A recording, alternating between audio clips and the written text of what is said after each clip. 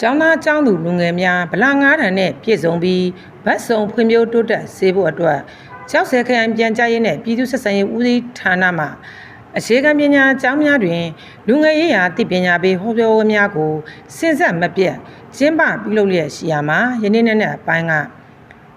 ကျောက်ဆယ်မြို့အမှတ်3ခြေခံပညာထပ်တန်းကျောင်းအနော်ရထားခမ်းမမှာလူငယ်ရေးရာသိပညာပေးဟောပြောပွဲကျင်းပပြုလုပ်ခဲ့ကြောင်းသိရပါတယ်။သိပညာပေးဟောပြောရာမှာကျောက်ဆယ်ခရိုင်ပြန်ကြားရေးနဲ့ပြည်သူ့ဆက်ဆံရေးဦးစီးဌာနမှလက်ထောက်ညွှန်ကြားရေးမှူးဒေါ်တင်နေထွေးကလူငယ်ရေးဟာသိပညာပေးဟောပြောပွဲ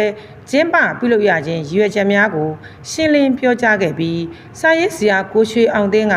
လူငယ်နှင့်အနာဂတ်နိုင်ငံတော်ခေါင်းစဉ်နဲ့သိပညာပေးဟောပြောခဲ့ကြောင်းသိရပါတယ်။ဆက်လက်ပြီးကျောင်းသားကျောင်းသူများကသိရှိလိုသည့်များကိုမေးမြန်းခဲ့ရာစာရေးဆရာကိုရွှေအောင်သိန်းကပြန်လည်ဖြေကြားခဲ့ပြီး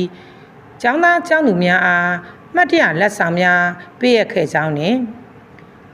အမှတ်3ခြေခံပညာထပ်တန်းကျောင်းမှာကျောင်းဆရာမကြီးကကျေးဇူးတင်စကား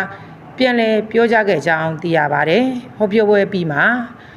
ကျောင်းသားကျောင်းသူများကကျောက်ဆယ်ခရိုင်ပြန်ကြားရေးနဲ့ပြည်သူ့ဆက်ဆံရေးဦးစီးဌာနမှခင်းကျင်းပြသထားတဲ့တုတ္တရတစာအုပ်စာဆောင်များအသိပညာပေးနေရကစာဆောင်များကို